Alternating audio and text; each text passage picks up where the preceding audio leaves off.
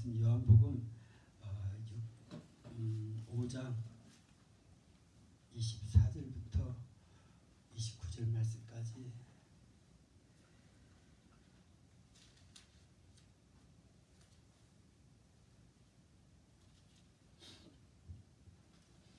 함께 봉독합니다. 내가 진실로 진실로 너희에게 이르노니 내 말을 듣고 또 나 보내신 이를 믿는 자는 영생을 얻었고 심판에 이르지 아니하나니 사망에서 생명으로 옮겼느니라. 진실로 진실로 너희에게 이르노니 죽은 자들이 하나님의 아들의 음성을 들을 때가 오나니 곧 이때라. 듣는 자는 살아나리라. 아버지께서 자기 속에 생명이 있음같이 아들에게도 생명을 주어 그 속에 있게 하셨고 또 인자됨을 인하여 심판하는 권세를 주셨느니라. 이를 기이 여기지 말라. 무덤 속에 있는 자가 다 그의 음성을 들을 때가 오나니 선한 일을 행한 자는 생명의 부활로 악한 일을 행한 자는 심판의 부활로 나으리라. 아멘. 주님 우리에게 해주시는 그런 많은 말씀 가운데 우리가 잘 이렇게 알아먹지 못할 때가 이렇게 있는 경우, 특별히 성경 중에 예수님을 따라다니는 제자들까지도 예수님 무슨 말하는 것이 도대체 무슨 말인지 깨닫지 못해서 나중에 조용히 찾아가서 이렇게 물어보는 그런 것들이 이렇게 많이 나오는데, 거기에 깨닫지 못하는 그 가장 큰 이유가 주님은 항상 영적인 데 초점을 맞추시고 하늘나라에 초점을 맞추셔서 그것을 우리한테, 우리 보지 못한 우리한테 알려주고 깨닫게 해주려고 하는 그런 부분이 있는데, 우리에는요, 우리 생각에는 눈에 보이는 거에만 관심이 있었기 때문에 모든 말을 이 땅에 있는 것으로 이렇게만 들으려고 하다 보니까 이게 안 맞는 거죠. 주님이 말씀하신 것과 떡을 말하면 우리 먹을 떡을 이야기하는 거지, 주님이 말씀하신 생명의 떡, 자기 그 떡을 먹고 피를 마셔야 되는 어떤 그런 살을 먹고 이런 부분에 대해서 살을 어떻게 뜯어 먹는, 이렇게 생각하는 어떤 그런 부분에서 많은 오해가 있었던 것들 이렇게 생각하면서, 우리도 이제 성경을 읽으면서 이것이 이 땅의 것을 지금 이야기하시는 것인지 아니면은 이게 우리에게 하나님의 나라의 어떤 그러한 그 비밀스러운 것들을 지금 이야기하시는 것인지, 이런 부분에 조금 생각을 이렇게 바꿔보면은 영적으로 조금 그렇게 우리의 생각을 이렇게 바꾸다 보면은 그 부분이 조금 쉽게 이해가 되고 이렇게 열어진 어떤 그런 부분이 있겠다 이렇게 생각을 합니다. 주님은 오늘 24절에도 내가 진실로 진실로 너에게 이른다 이렇게 강조하면서 이것이 진리라는 것을 굉장히 강조하면서 우리에게 이야기하는데, 그 말을 듣는 우리는요, 그 말을 듣는 우리는 그 말씀 하나 가지고 그냥 모든 것이 이제까지 모든 숙제가 막 풀어져 버린 거, 이제까지 내가 잘못 믿었고 거짓된 것에 내가 속아가지고 내가 막 두려워하고 불안하고 힘들었던 어떤 그런 모든 것이 한 번에 이 말씀 한마디로 벗어져 버려야 되는데, 그게 이해가 안 되면은 진짜일까? 이런 생각 가지고 이게 마음에다 이렇게 담아서 뿌리 깊게 이렇게 내려지지 못하고 그냥 들었다가 또 다른 구절 읽어보면은 거기 보면은 또 다른 말이 있기 때문에 이게 아닌가 봐. 그리고 옛날에 주님께로부터 내가 받았던 그 약속의 그 말씀을 놓쳐버리는 거예요. 그 주의 종의 사명이 있다는 사람들도 많이 그럴 것 같아요. 한 번 어떤 사람을 통해서 그런 애원의 말을 딱 들었을 때 한 번에 그래요. 그리고 단번에 막 베드로처럼 그죠? 그물과 배를 다 버려두고 쫓아가고, 이런 사람이 굉장히 드문 것 같아요. 그 말 듣고 저 사람이 혹시 잘못된 말을 한 것 아닐까? 그 사람 말을 듣고 나를 돌이켜보면 나의 지금 형편과 처지 이런 모든 것들이 도대체 이해가 안 되잖아요. 하나님이 잘못 말씀하신 거라 이런 생각들이 막 계속 들어오는 거예요. 그러다 보니까는 하나님의 말씀이 내게 주어졌음에도 불구하고 내가 그걸 못 붙잡으니까 사단이 그걸 막 흔들어 버리니까 그 말씀이 흐지부지 되고 나중에는 아닌가 봐. 그리고 그 세월을 많은 세월을 허비하게 되는 어떤 그런 부분들. 그러다가 또 많이 어떤 힘든 상황 가운데서 또 기도원을 찾아간다든지 또 많이 기도하다 보면 또 하나님께서 또 다른 사람을 통해 또 이야기하시고 그러면은 그때는 진짜 다시 또 고민하다가 이런 것을 여러 번 반복한다고 그럽니다. 그래서 나중에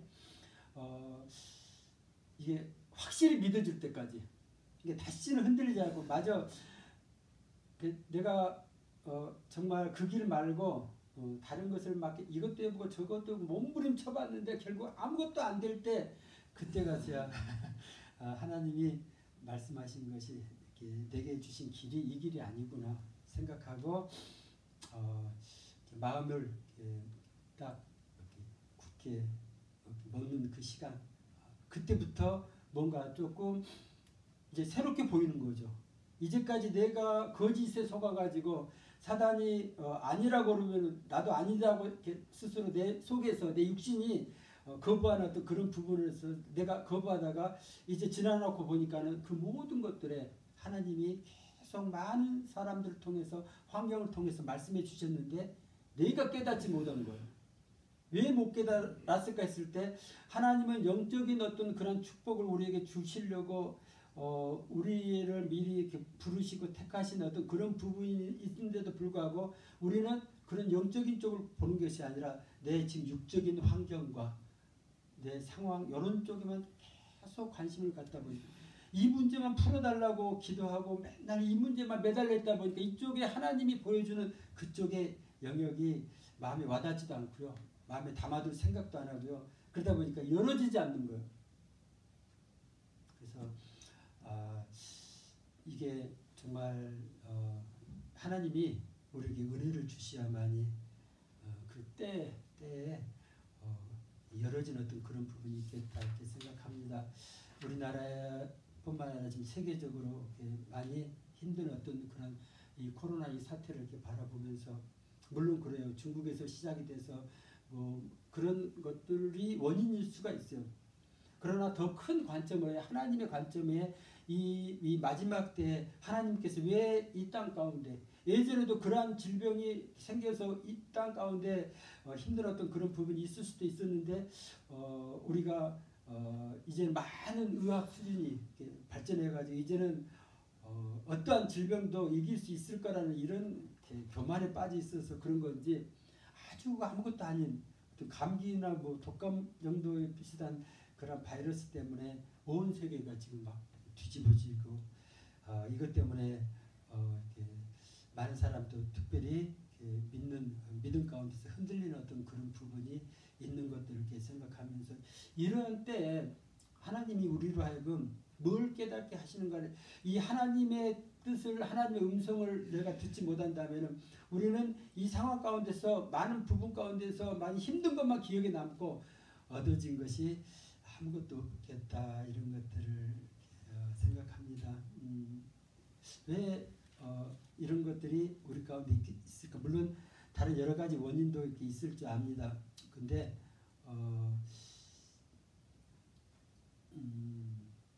그 예레미야 보니까요. 예레미야 44장에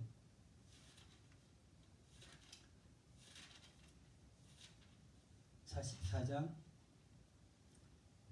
22절에 보니까 이런 말씀이 있습니다.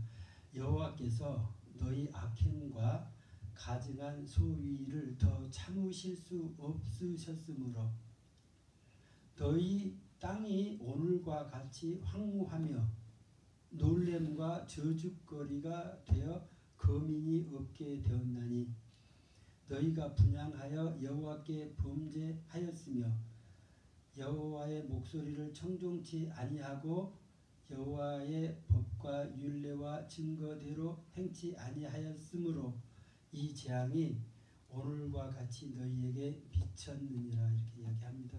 어떤 이러한 뭐 땅이 저주를 받아서 황무하고 그러다 보면은 거기에 살고 있는 우리가 못 견디잖아요. 근데 이러한 재앙이 왜 임하였는 것인지, 뭐 땅에 땅을 잘못 갈았다든지 무슨 이렇게 내가 비료를 잘못했다든지 뭐 그런 쪽만 생각하는 어떤 그런 부분에서 이 모든 것이 하나님의 손에 달려있는 어떤 그런 부분이라는 것. 근데요, 이것을 내가 인정하고 깨달아진 어떤 그 순간에 해결책이 떠오른 것이, 만약에 인간의 실수하고 어떤 사람과의 관계 가운데 문제 있으면 그 사람과 관계만 풀고 그 실수한 부분만 다시 더 잘하면 되잖아요. 근데 이게 하나님으로부터 온 것이라면요, 그러한 노력이 필요한 것이 아니라 우리가 하나님께 이렇게 돌아가는 어떤 그런 부분이 필요하다는 것. 사람들 가운데 솔직히 이 코로나가 인간의 어떤 그러한 지금 하나님 보시기에 그 노아 홍수 때처럼 온 세계가 지금 죄악으로 그냥 가득한 어떤 그런 부분에 대해서 우리는 그 안에 살고 있으면서 그것이 그냥 그게 익숙해져 있는 거예요. 다 그렇게 살고 있기 때문에 우리도 같이 그냥 덩달아서 우리 거룩하게 구별된 그 믿는 사람들까지도 그냥 그 세상에 취해 살고 있는 어떤 그런 부분들. 근데 어찌 보면은 하나님께서 그런 것들을 더 참으실 수가 없기 때문에 이제 거기서 빼내야 되는 것, 돌이키게 해야 되는 어떤 그런 부분들, 그래서 허락하신 어떤 그런 부분도 있겠다, 이런 것들을 이렇게 아까부터 안 됐어.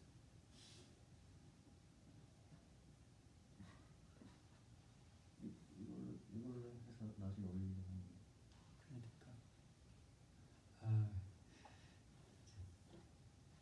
그러니까 핸드폰 그 상황이 그러네. 연결이 끊어지면은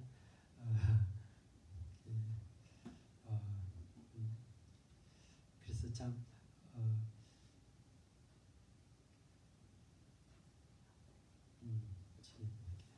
더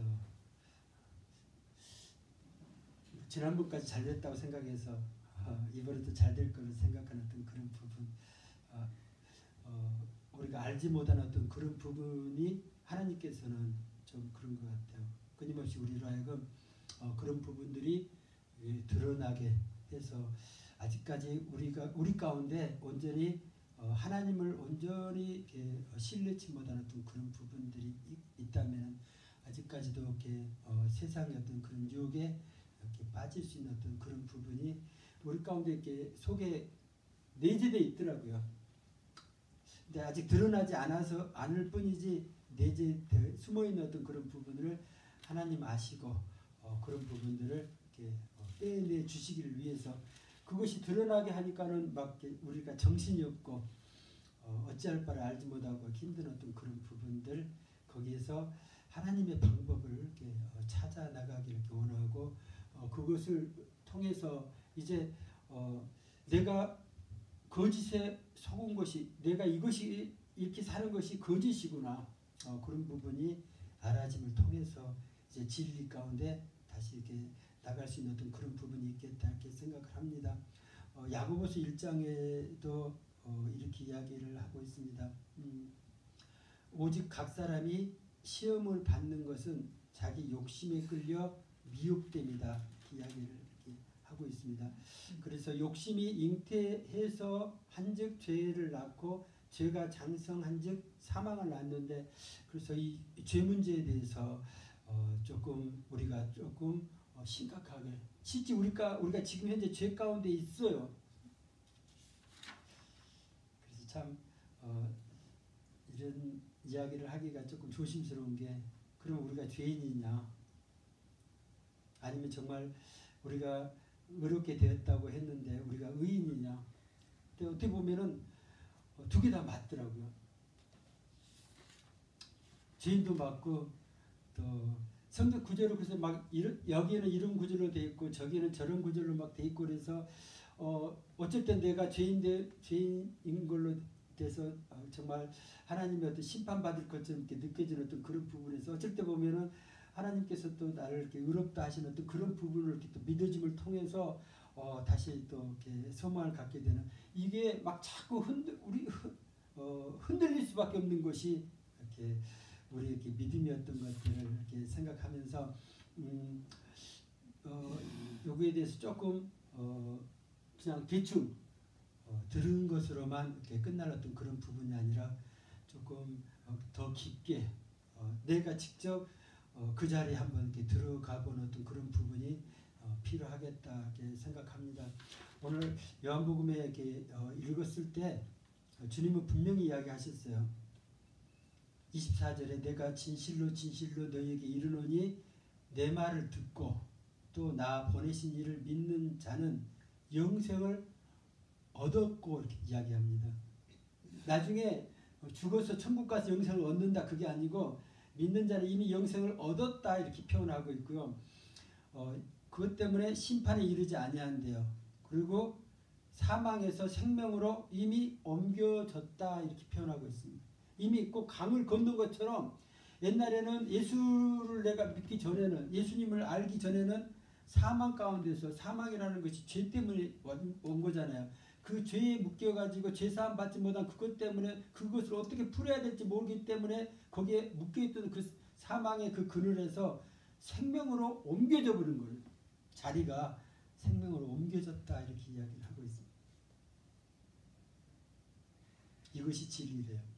주님이 우리에게 그래서 예수님이 우리를 위해서 행하신 그것이 정말 크고 귀하고 놀라운 어떤 그런 부분이 세상의 어떤 방법으로도 우리의 죄 문제를 해결할 수 없는 것을 주님이 해결해 주셨고 그것이 내가 믿어진다는 거예요. 이게 은혜라는 것입니다.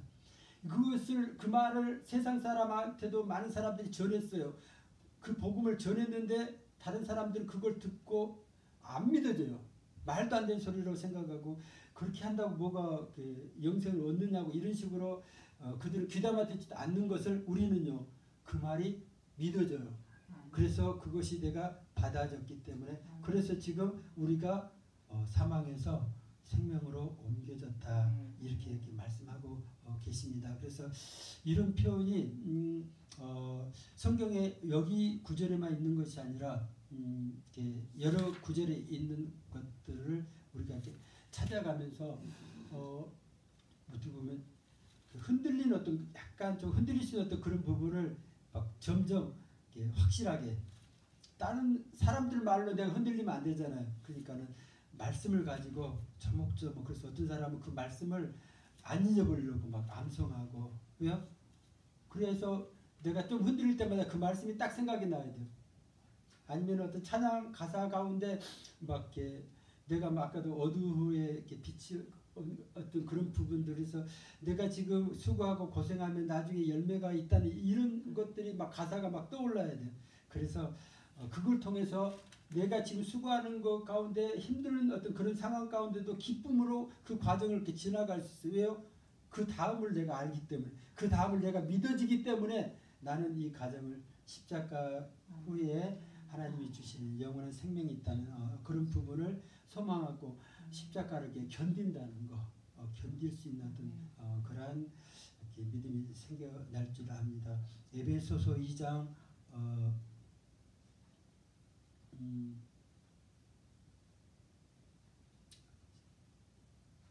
2장 5절에 허물로 죽은 우리를 이렇게 표현하고 있습니다. 우리는 지금 이렇게 헷갈려서는 안 되는 것이 이런 거더라고요. 나는 지금 살아있는데 그러면 허물로 죽은 우리를 하면 나는 안 죽었는데 이렇게 말하면 이 구절하고 나하고 상관이 없는데 그게 아니라 나는 육은 살아있는데 내 영이 그 허물로 내가 죽었다 이렇게 표현하고 있습니다. 허물로 죽은 우리를 그리스도와 함께 살리셨다. 주님이 부활하심을 통해서 예수 안에 있는 모든 사람들을 그리스도와 함께 살리셨다. 이렇게 표현하고 있고 너희가 은혜로 구원을 얻은 것이라 이렇게 하고요. 6절에 보면 또 함께 일으키사 그리스도 예수 안에서 함께 하늘에 앉히시니 이렇게 표현해요. 그래서 우리가 예수 안에 딱 들어감을 통해서 예수를 믿음을 통해서 예수 안에 내가 들어감을 통해서 예수님이 십자가에 죽을 때 우리도 같이 죽었고요.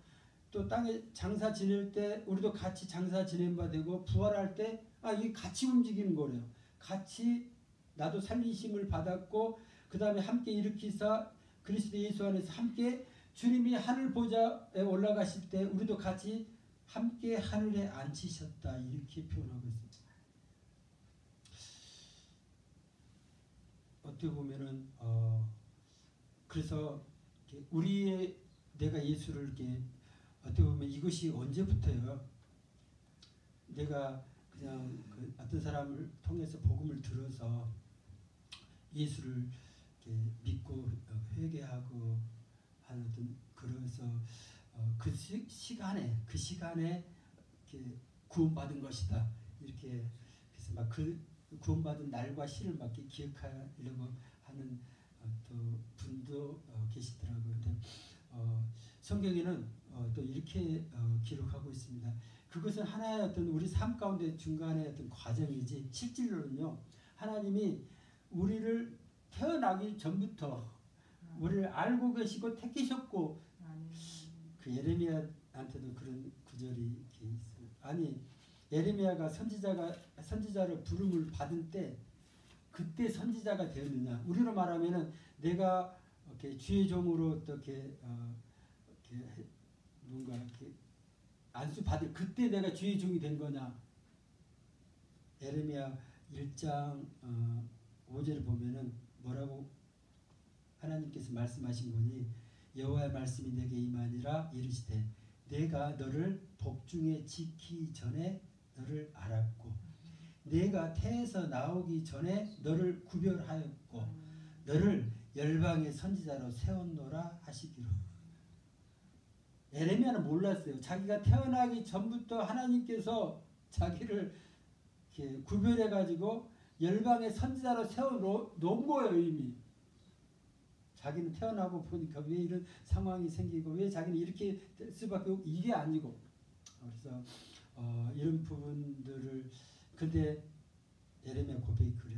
내가 가로되 슬프도소이다.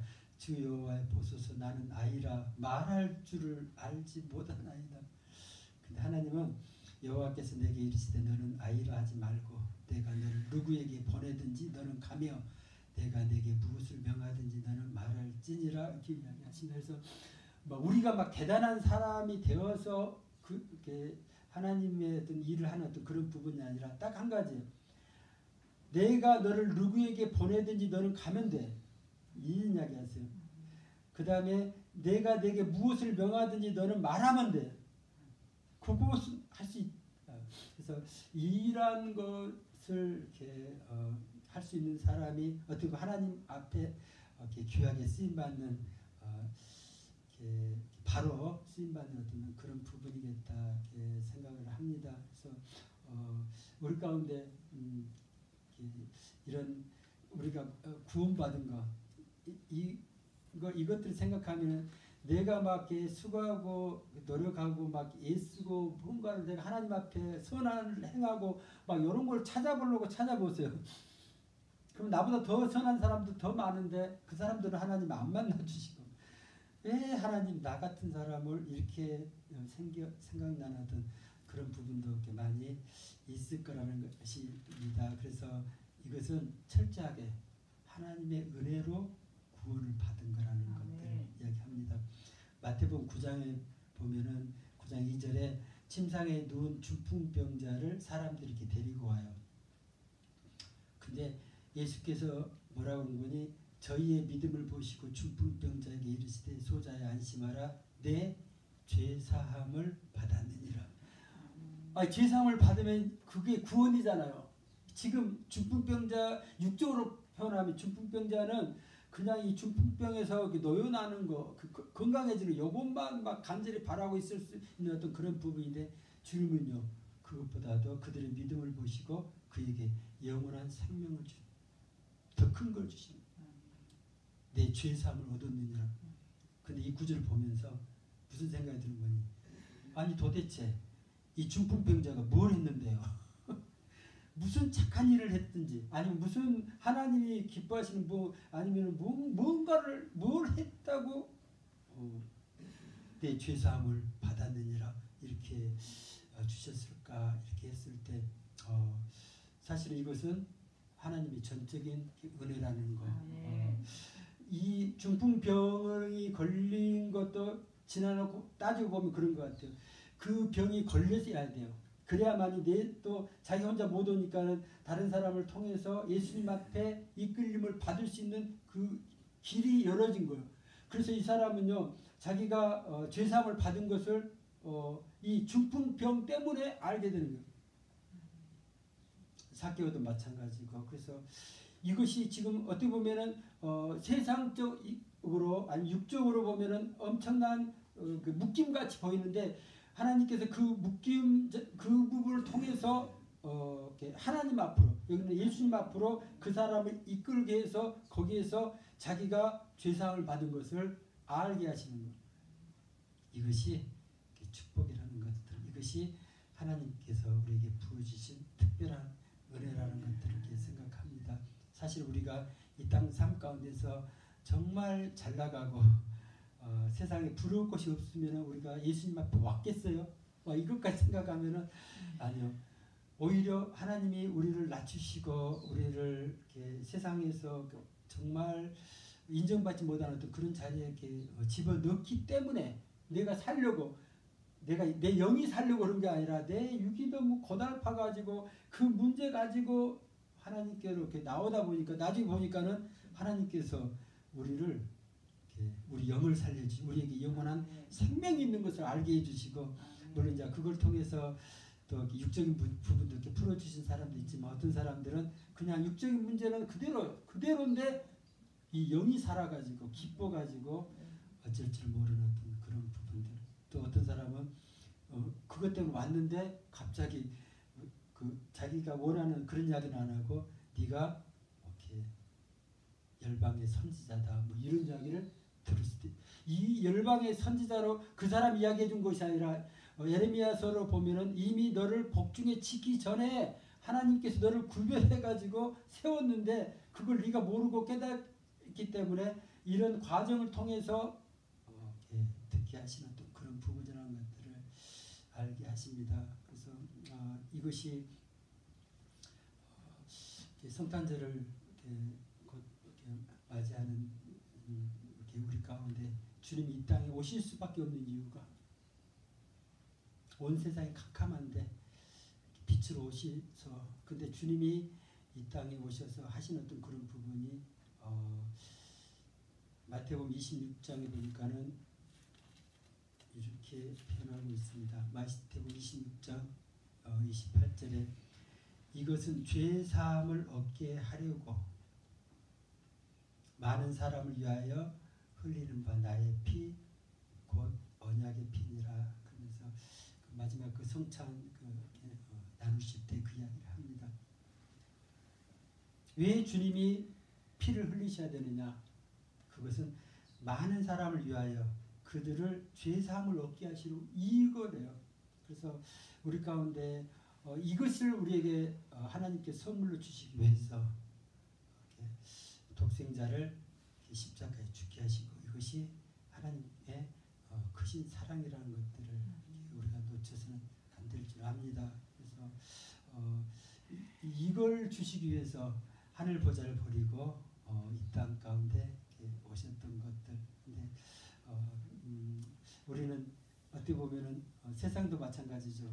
그냥 다른 주님이 주시고자 하시는 그것은 받지 않고 다른 쪽으로 이렇게 막 기뻐하고, 어린아이들도 뭐 선물로만 선물 받는 날로 이렇게 생각하는 어떤 그런 부분이라면은, 이제 우리가 크리스마스 때 우리의 심령 가운데 내가 죄사함을 받았구나.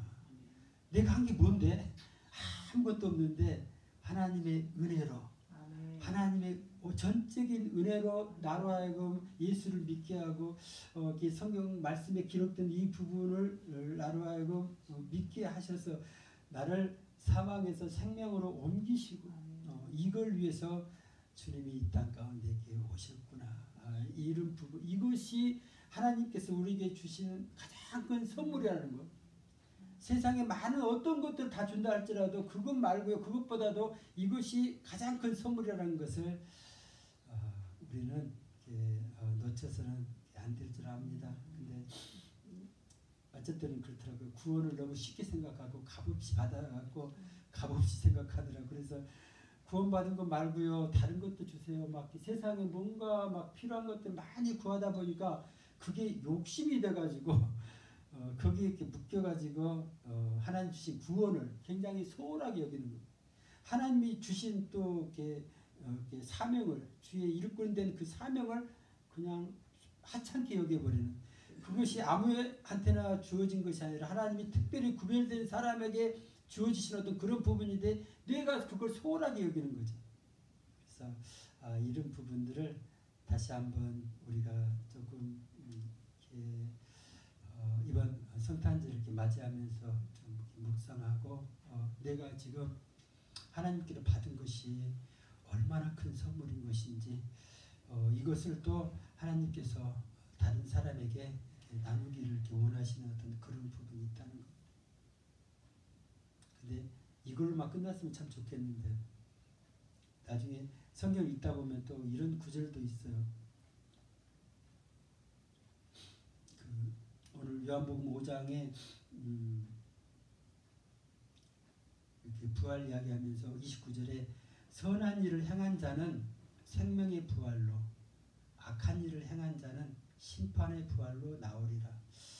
무덤의 속에서 다 부활하게 되는데 선한 일을 행한 자 아니 아까 앞에는 내 말을 듣고 나 보내시는 이를 믿는 자는 사망에서 생명으로 옮겼다고 그랬는데 또 밑에 구절을 똑같은 주님이 하신 말씀 중에 선한 일을 행한 자는 생명의 부활로 나올 것이고 악한 일을 행한 자는 심판의 부활로 그럼 나는 뭐야?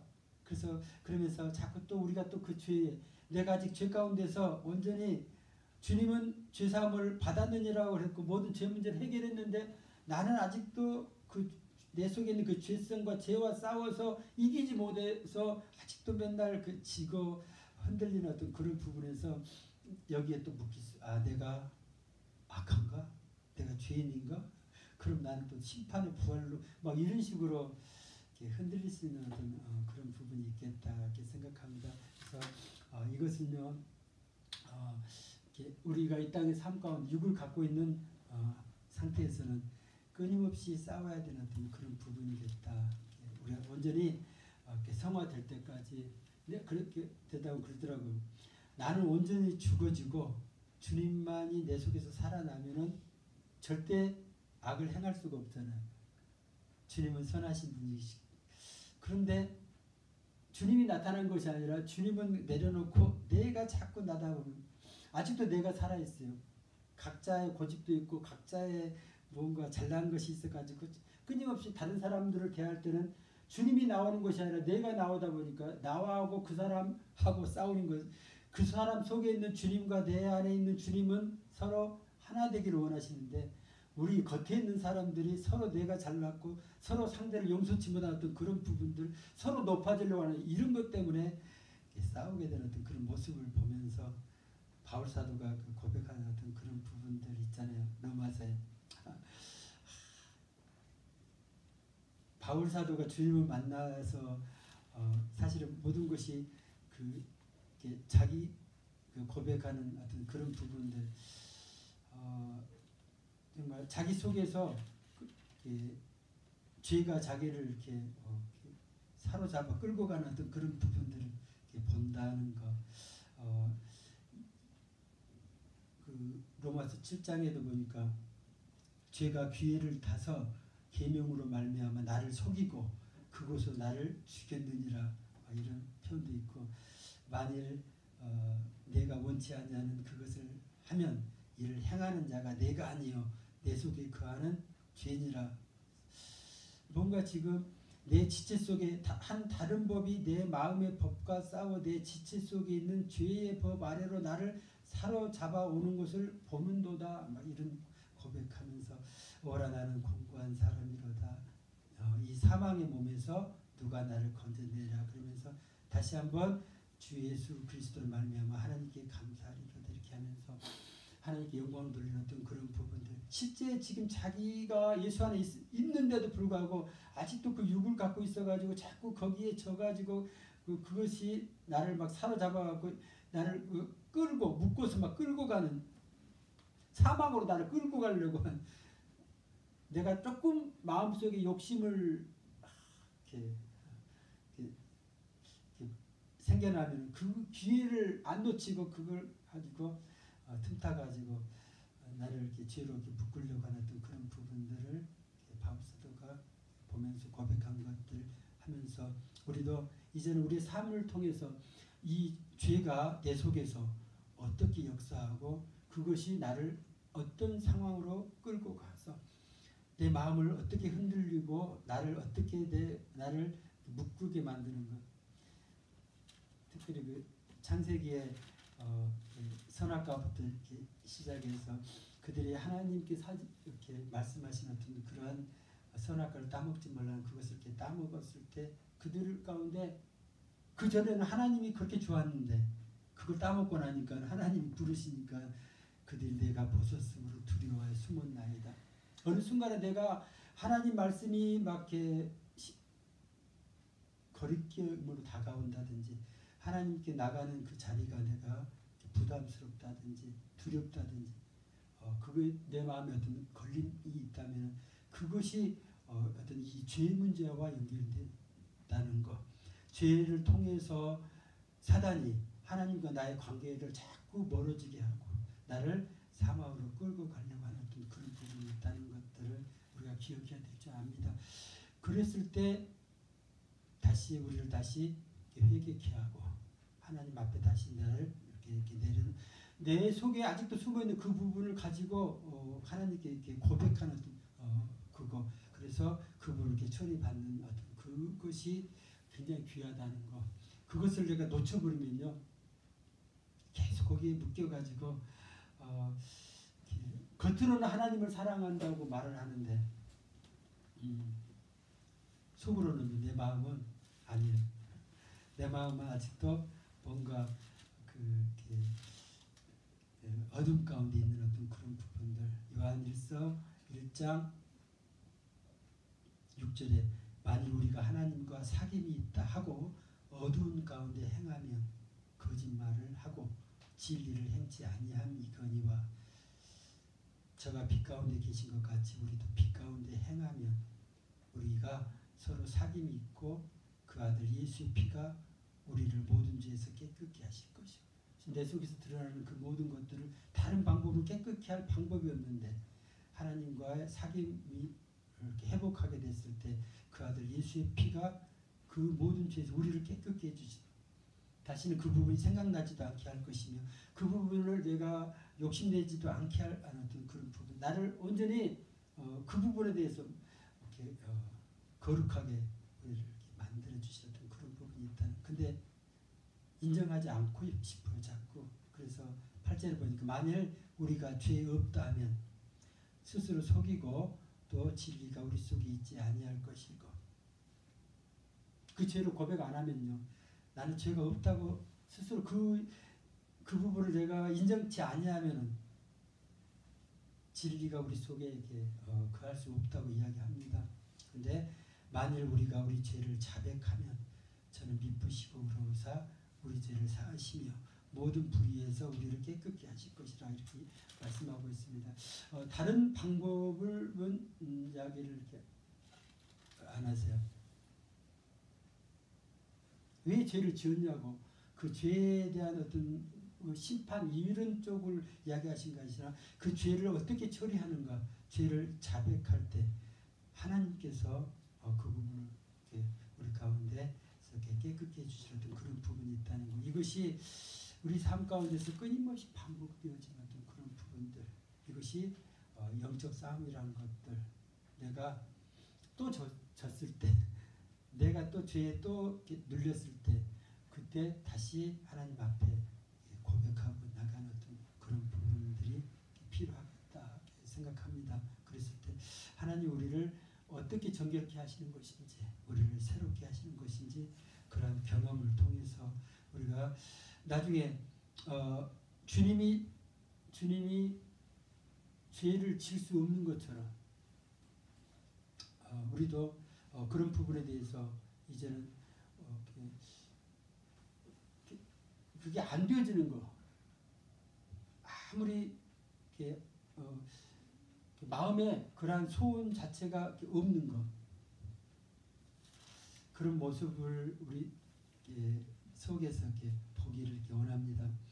창세기 4장에 가인이 이렇게 아벨의 제사는 연락하고 자기의 재물은 연락하지 않은 어떤 그런 부분 때문에 시작된 어떤 그런 부분인데 굉장히 분해한 거. 그래서 분하니까 안색이 이렇게 변한 어떤 그런 상태가 계속된 어떤 그런 부분들. 그때 하나님께서 뭐라고 하신 거니? 7절에 내가 선을 행하면 어찌 낯을 들지 못하겠느냐? 선을 행치 아니하면 죄가 문에 엎드리느니라 이렇게 이야기를 합니다. 그래서 우리가 여기서 선을 행한다 해서 저는 그래요. 도덕적으로 착한 일을 한다 그런 쪽이 아니고 우리가 하나님이 선이시잖아요. 빛 가운데 거하면은 내가 하나님의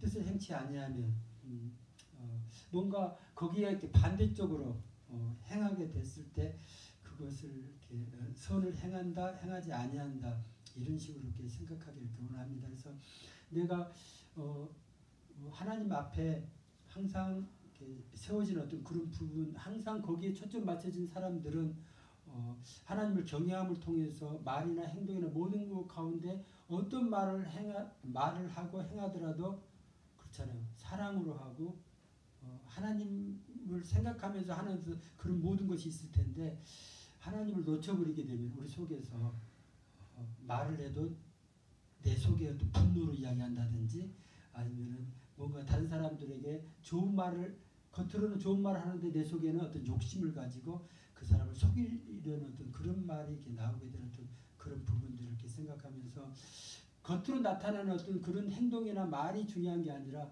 그 속에 내 안에 이게 내가 하나님 안에 예수 안에 있는 것인지 아니면 내가 예수님을 떠나서 내 마음대로 내 뜻대로 내 생각대로 지금 하고 있는지 그런 쪽에 좀 분별하는 어떤 그런 부분이 필요하겠다 이렇게 생각합니다. 중요한 것은요. 선을 행치 아니하면은 문제가 되는 게 죄가 분명히 딱 엎드려 있대요. 그래서 그 때를 놓치지 않고 틈타고 들으려고 내가 하나님과 관계 가운데 조금이라도 빈틈이 생기면은 그 틈을 타고 사단이 의심을 집어넣고 나로 하여금 세상 욕심을 갖게 해서 그 욕심이 잉태해서 죄를 낳고 그래서 죄가 장성하면 사망을 낳는 이런 부분처럼 자꾸 죄를 가지고 틈타려고 하는 어떤 그런 부분이 있다는 것. 그래서 죄의 소원은 내게 있어요.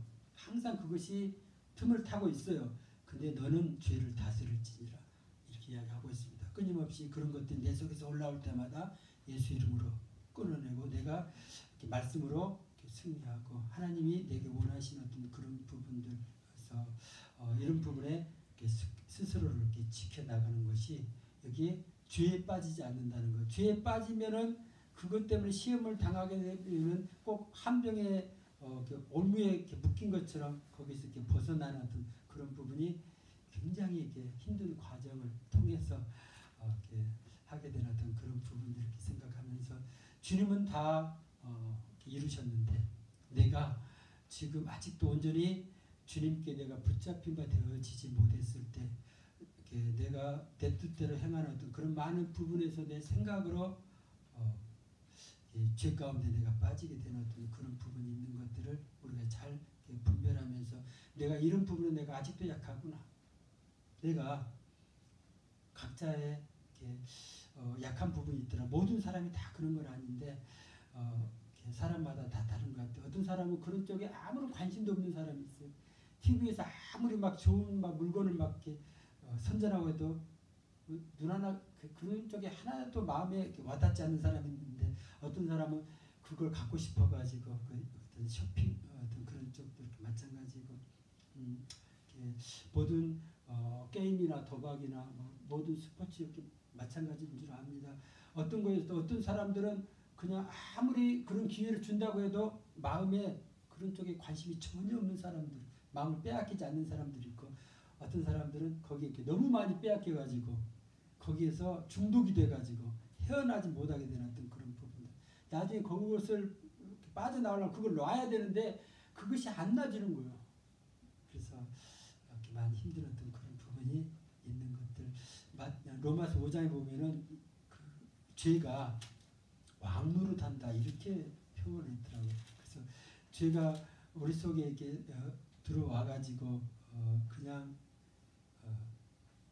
그대로 끝나는 것이 아니라 우리 안에서 지가 왕인 것처럼 왕노릇하고 있는 거예요. 우리는 그냥 어쩔 수 없어갖고 안 하면 막 큰일 날 것 같아가지고 막 거기 끌려다니는 어떤 그런 부분들.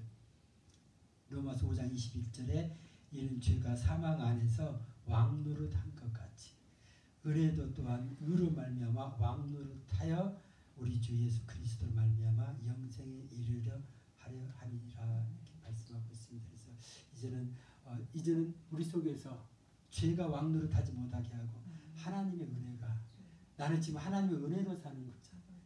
그래서 예전에는 내가 몰랐을 때는 죄가 내 속에서 왕노릇했는데 이제는 하나님의 은혜가 내게 임한 이후로는 내가 은혜로 산다는 거. 그래서 하나님을 향한 그 믿음으로 승리하는 저와 여러분이 되기를 기원하는 것입니다.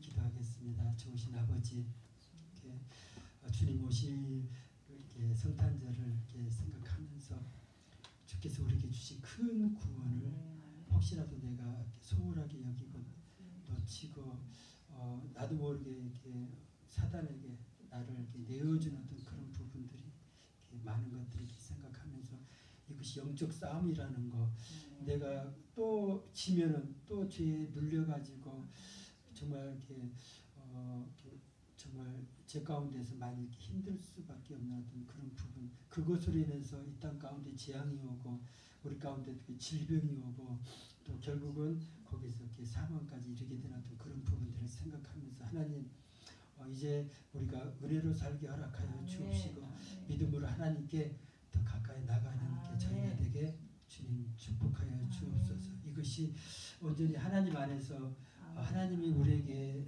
주시는 큰 선물이라는 것을 내가 스스로 취한 것이 아니라 하나님의 은혜로 주신 것이라는 것을 기억하는 저희가 되게 주님 축복하여 주옵소서. 거룩하신 예수님의 이름으로 기도합니다. 아멘.